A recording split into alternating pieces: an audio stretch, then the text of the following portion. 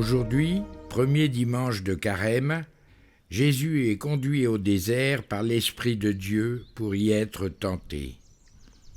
Il n'était pas allé à la recherche de la tentation, mais il voulait être seul, méditer sa mission et son œuvre, et se préparer par le jeûne et la prière au combat contre le mal.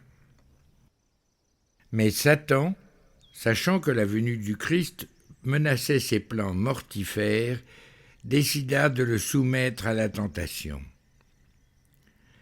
Sachant que notre cœur avait revêtu notre humanité avec tous ses dangers, il voulut le prendre là où tout homme est le plus vulnérable.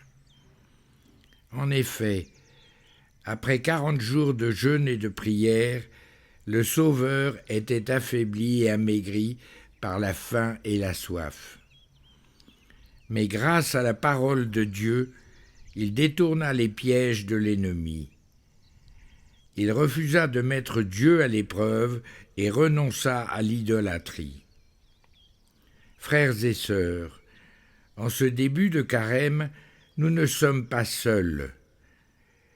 C'est poussé par l'Esprit Saint que nous y entrons.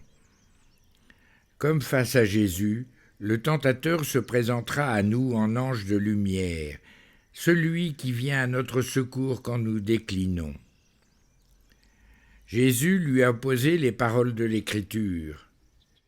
Dans toutes ses tentations, la parole de Dieu fut son unique arme.